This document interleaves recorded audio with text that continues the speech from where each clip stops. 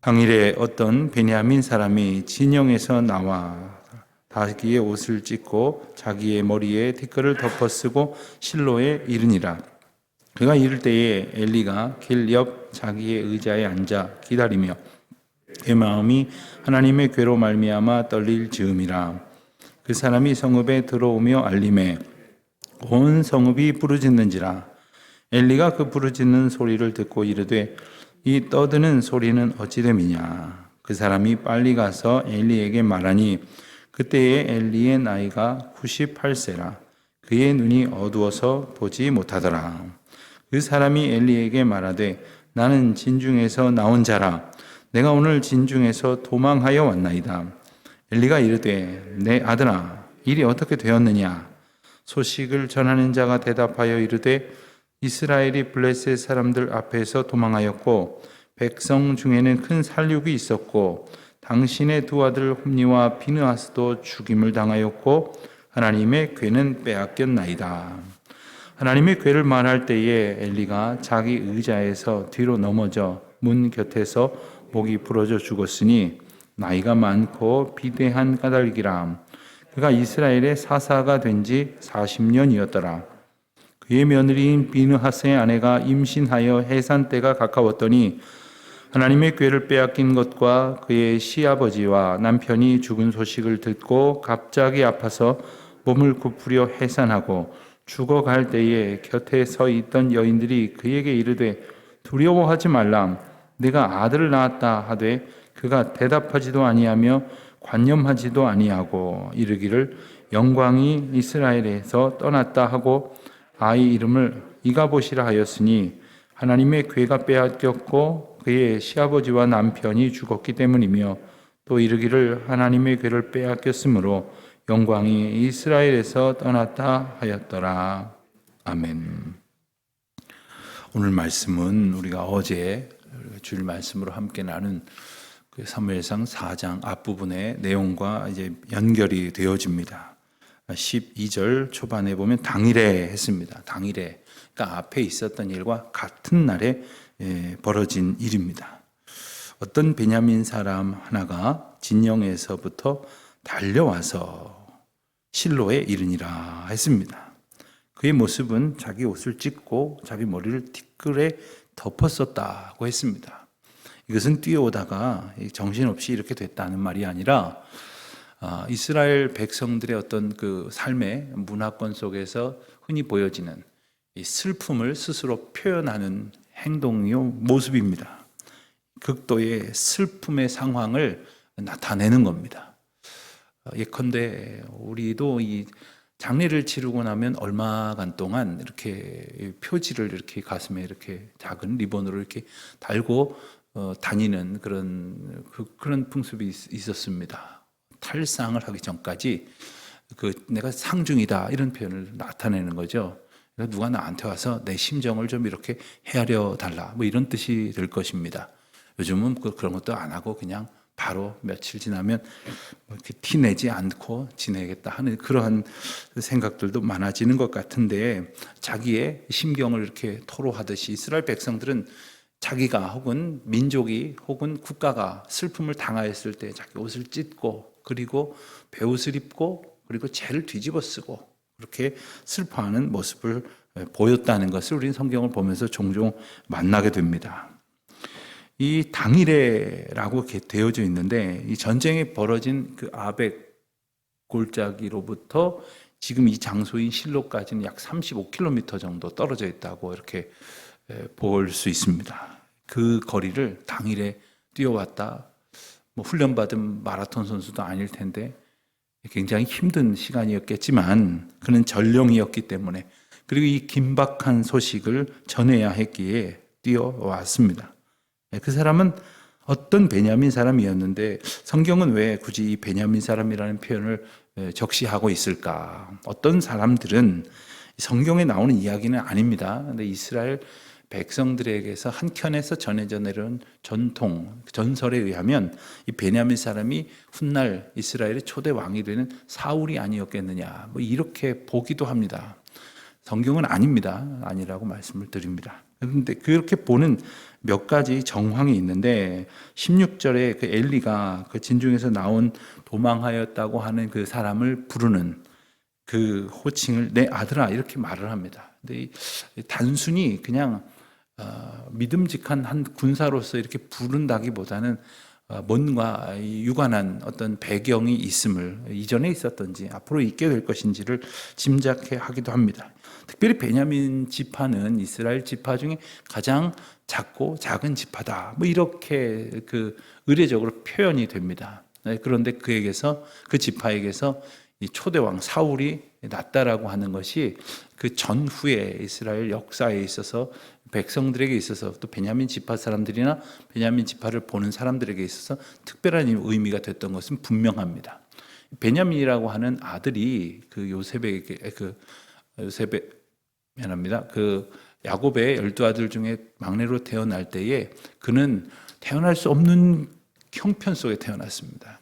그를 낳으면서 어머니 라헬이 이 세상을 떠나게 되죠.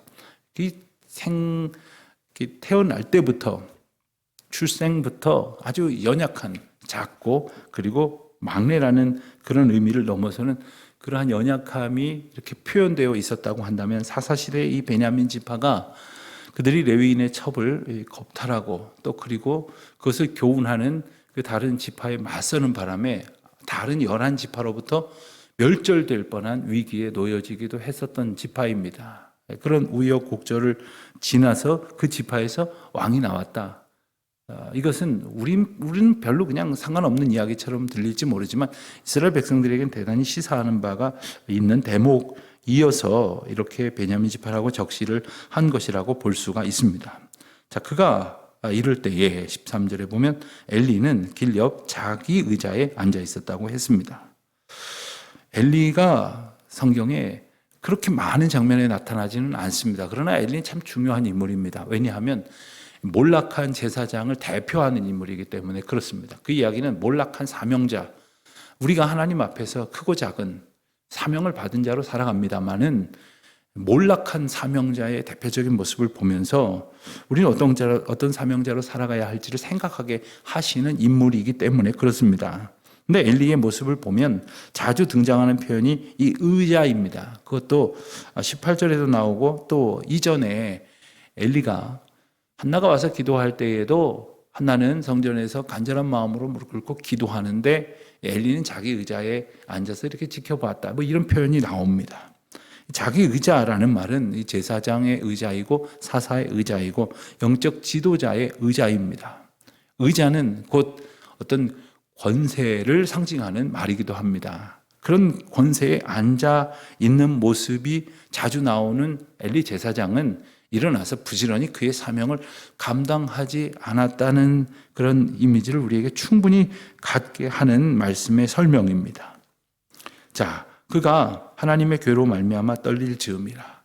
하나님의 괴가 함부로 움직여서는 안 된다는 것을 모르지 않았을 것입니다. 그럼에도 불구하고 대세가 여론이 이 괴가 있어야만 성공을 전쟁에서 거둘 수 있을 것이라고 생각이 들었고 그것 자체를 모든 백성들이 크게 기뻐한 까닭에 이 괴가 이스라엘 진영에 도착할 때 큰 울림이 있을 정도로 환호를 했다고 하지 않습니까? 아마도 이 실로를 떠날 때에도 더러간에 그런 아쉬움이 있었을지 모르지만 많은 사람들의 그런 열화와 같은 성원 속에서 이 하나님의 괴가 떠났을 거예요. 왜냐하면 이 괴가 떠나서 전쟁을 이기면 그 실로에도 전쟁에 나간 아들을 둔, 남편을 둔, 형과 아우를 둔, 오라버니를 둔 가족들이 있을 것 아닙니까? 그들에게 있어서의 관심은 하나님께서 어떤 법도를 통해서 그들을 가르치고 교훈하시는가가 아닙니다. 그냥 내 아들이, 내 남편이, 내 아버지가 전쟁에 나가서 죽지 않고 승리하고 돌아오는 것이었을 겁니다. 그러다 보니까 그렇게 환호성으로 나갔지만 엘리는 그 괴로 말미암아 떨고 있었다고 성경은 묘사를 합니다. 자, 그 사람이 성읍에 들어왔습니다. 그리고 알렸습니다. 뭘 알렸을까요? 이후에 16절 이하 17절에서 보는 대로 그 전령이 엘리 제사장에게 고하였던 내용을 아마 알렸을 겁니다. 그렇게 긴박하게 뛰어 들어와서 이 알릴 만큼 기쁜 소식도 아니었지만 빨리 가서 이 소식을 전해야 했기에 그는 뛰어들어와서 알렸습니다. 온 성읍이 부르짖는 그러한 반응을 볼 수밖에 없었습니다. 자, 밖에서 큰 뭔가 소동이 일어나고 있는 그 부르짖는 소리를 엘리가 들었습니다마는 엘리는 눈도 어둡지만 귀도 박지 못해서 분명히 알아듣지 못했습니다. 그래서 이 떠드는 소리가 어찌 됨이냐? 그랬더니 그 사람이 빨리 가서 엘리에게 말했습니다. 엘리의 나이가 이미 98세. 당시로서는 상당한 어떤 그 고령입니다. 게다가 그는 고령으로 이제 몸이 많이 이제 기능들이 약해져서 눈도 어두워졌다. 그러나 이것은 단지 이 고령으로 눈이 어두워졌다는 것뿐만 아니라 이 엘리를 표현할 때 눈이 어두워, 이 귀가 어두워 이런 이야기들이 이제 반복돼서 이제 설명이 되는데 우리가 이 육안뿐만 아니라 이 심안이라는 것이 있고 그리고 영안이라는 것이 있습니다. 어떤 사람은 지식은 없지만 눈치가 있는 사람이 있습니다. 어떤 사람은 육안은 어두워도 분별하는 능력이 있습니다. 무엇보다도 우리가 사태를 파악하는 그러한 능력이 있어야 하겠지요. 세상 돌아가는 형편 속에서 뭐가 어떻게 되어지는 건지를 알아야 할 수 있어야 할 것입니다. 우리가 하나님 앞에서 우리가 어떤 영적인 눈을 바르게 갖고 그리고 하나님께서 주신 은혜로 보여주시는 것을 정말 보고 있는가? 주님이 보여주시는데도 못 보는 경우가 있어요. 아예 그냥 펼쳐놓으셨는데도 보지 못하는 경우가 있어요. 자기가 보고 싶은 것만 보려고 하니까 보지 못하는 겁니다. 하나님께서 그런 형편 가운데 있는 엘리를 통해서 우리에게 교훈하시는 바가 무엇일까? 16절 이하에 보면 그 전령이, 진중에서 나온 전령이 보고를 합니다. 뭐라고 보고를 합니까? 17절에 보면 네 가지 보고를 합니다. 첫째, 이스라엘이 블레셋 사람 앞에서 도망하였다는 이야기는 맞서 싸우는 형국이 종료됐다, 패전했다는 이야기이겠죠. 또한 백성 중에는 큰 살육이 있었고 3만 명이나 되는 엄청난 인명피해가 있었다는 거죠. 당시에는 얼마나 죽었는지 이렇게 파악하기 조차 어려웠을 것입니다. 3만 명이나 되는 엄청난 인명피해가 있었습니다. 그리고 세 번째로 당신의 두 아들 홈니와 비느하스도 죽임을 당했습니다. 그리고 네 번째, 하나님의 괴는 빼앗겼나이다. 네 가지 소식을 전했는데 좋은 소식은 하나도 없습니다. 18절에 보면 하나님의 괴를 말할 때 엘리가 자기 의자에서 넘어져서 목이 부러져 죽었다 했습니다. 그런데 거기에 붙여진 내용을 보니까 나이가 많고 비대한 까닭이라고 했습니다. 여기 비대하다는 말은 말이 주는 느낌 그대로 몸집이 크고 비둔하여서, 이전 성경에는 비둔하였다 이런 번역이 있었는데 비대하다 이런 표현을 씁니다. 이 비대하다라고 번역된 이 원어는 카베드라고 하는 단어인데 여기에 좀 흥미로운 뜻이 몇 가지 더 있습니다. 이건 비대하다, 몸집이 크다, 뚱뚱하다, 뭐 이런 표현과 함께 자긍하다라는 표현이 있고 또 영광을 누리다라는 표현이 있습니다. 그리고 영화롭게 하다 이런 표현이 같이 사용이 되는 번역입니다. 그는 이 나이가 많고 이 비대했을 뿐만 아니라 스스로를 자긍하고 그리고 영광을 누리는 자리에 있었다는 뜻입니다. 제사장의 자리, 사사의 자리, 영적 리더의 자리는 하나님께서 허락하신 영적 권한입니다. 영적 책무입니다. 영적 사명입니다. 그런데 그 의자에 앉아있던 엘리는 그 제사장에게 요구되어지고 맡겨주신 그 직무를 사명으로 감당하여 최선을 다한 삶을 살았다기보다는 그가 그 자리에서 자긍하며 자기를 높이기를 또 자기에게 영광이 돌아오기를, 그래서 그 영화를 누리는 것에 관심을 본 이상으로 살았다는 것을 우리에게 알 수 있게 해주는 그런 표현입니다.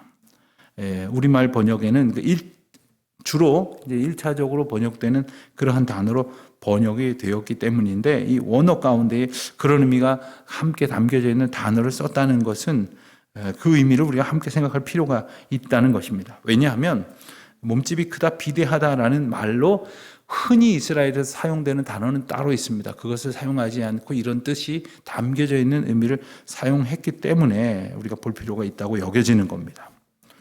자, 그때에 이제 엘리가 죽었을 때 18절 마지막 부분에 보면 이스라엘 사사가 된 지 40년이었더라. 성경은 이스라엘의 사사로 엘리를 설명을 합니다. 우리는 사사기가 끝나면서 사사 시대도 끝이 났다고 생각을 했는데 엘리를 그 13명의 사사기에 나오는 사사에는 포함되지 않지만 소위 속사사 혹은 소사사, 작은 사사라고 이제 신학적으로 분류되는 사사로 표현을 하는 겁니다. 19절 이하에 보면 그 사건에 이어지는 또 하나 이야기가 소개가 됩니다. 그것은 바로 엘리의 며느리이자 옴니와 비느하스 중에 비느하스의 아내가 해산 때가 가까웠는데 이 충격적인 소식을 듣고는 갑자기 몸을 굽으려 해산을 하게 되었다는 겁니다. 그런데 그 충격으로 인하여 해산은 했지만 죽어가는 형편이 되었습니다. 그랬더니 곁에서 이 출산을 돕던 이들이 두려워하지 말라.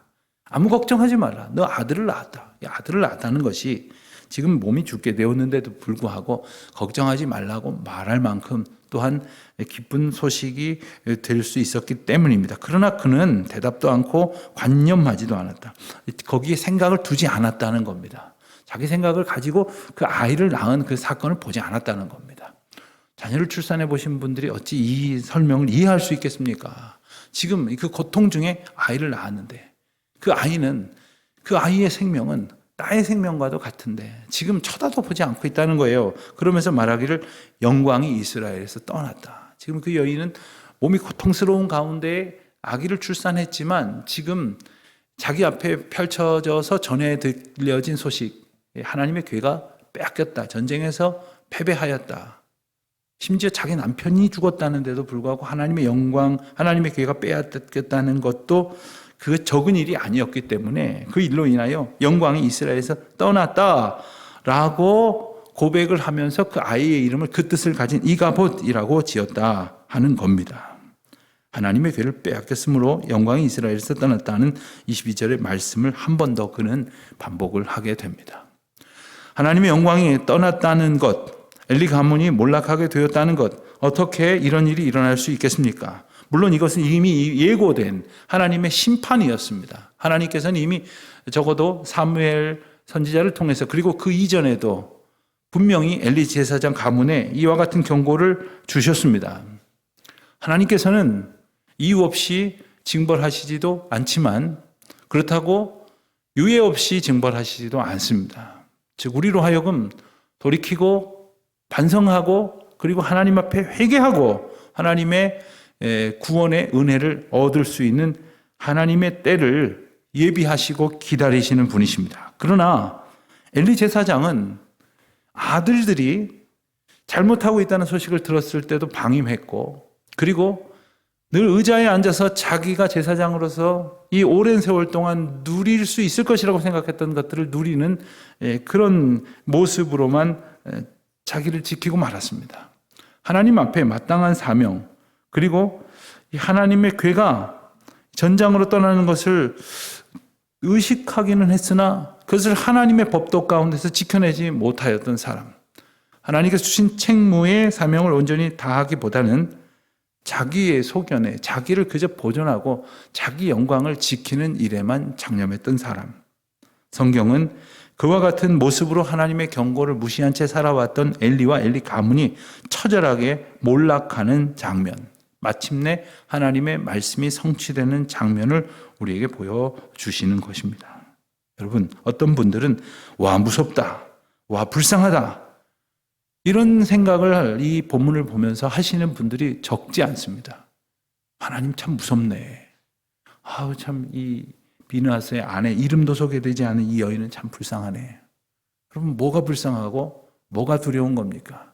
그것은 여전히 이 상황을 느껴지는 대로 말할 뿐 하나님께서 왜 이렇게 하셨고 또 어떻게 하시려고 하시는지에 대해서 관심을 두지 않고 있는 인간의 완악한 속성이 드러나 버린 겁니다.